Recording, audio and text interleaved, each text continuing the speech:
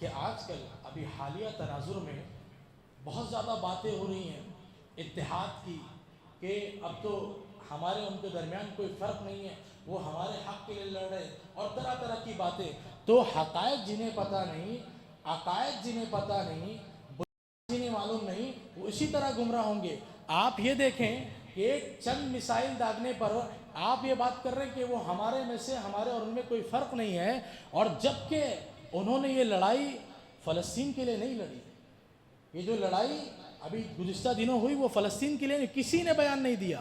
ساری دنیا یہ بات جانتی ہے کہ وہ فلسطین کے لیے نہیں لڑ رہی تھی. بہت سارے لوگوں نے، جو شریف سادہ مزاج لوگ ہوتے ہیں، ابھی اس جنگ کی سیز فائر کے بعد کیا کہہ رہے ہیں کہ سیز فائر ایسے نہیں کرنا تھا، ان کو پہلے شرط رکھنا تھا کہ غزہ میں بمباری روکیں پھر سیز فائر کریں. تو جب وہ غزہ کے لیے لڑیں گے تب اس پر بات ہوگی. وہ تو غزہ اور فلسطین کے لیے تو لڑے نہیں تھے. تو یہ بات سمجھنا چاہیے. اور ان کے عقائد اور ہمارے عقائد میں بہت فرق ہے. اتحاد وحدت امت کی بھی بات ہوتی ہے کہ امت پوری متحد ہو جائے.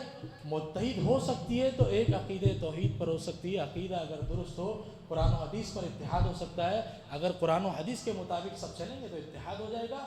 قرآن و حدیث کے مطابق نہیں چلیں گے تو اتحاد کبھی بھی ممکن نہیں ہے.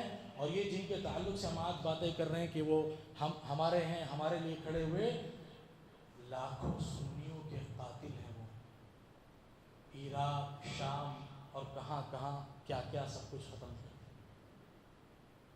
دیا. یہ سب چیز معلوم ہے، لوگوں کو سمجھنے کی ضرورت ہے.